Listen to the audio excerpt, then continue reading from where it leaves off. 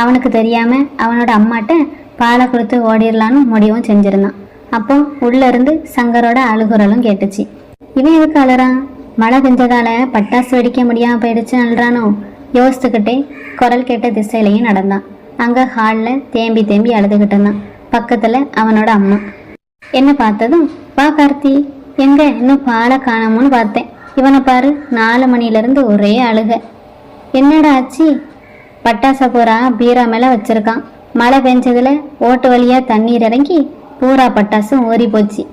இவனை அங்க யாரு வைக்க சொன்னா? நாளைக்கு வேற வாங்கிக்கலான்னு சொன்னாலும் கேட்க மாட்டேங்கிறான். சரி, பேசிட்டு இருங்க, போகும்போது பால் கேனை கையோட வாங்கிட்டு போயிரு அப்படின்னு சொல்லிக்கிட்டு பால் கேனை வாங்கிக்கிட்டு அவங்க அம்மாவும் உள்ள போனாங்க. கார்த்திக்கு அதை கேட்டதும் மனசுக்குள்ள சொல்ல முடியாத சந்தோஷம். சோகமா மூஞ்ச வச்சுக்கிட்டு அவன் பக்கத்துலயும் போய் உட்கார்ந்தான். விடுடா, எதுக்கு அழுவுற? நாளைக்கு வெடிக்கலாம்டா. இல்லைன்னா கார்த்திக்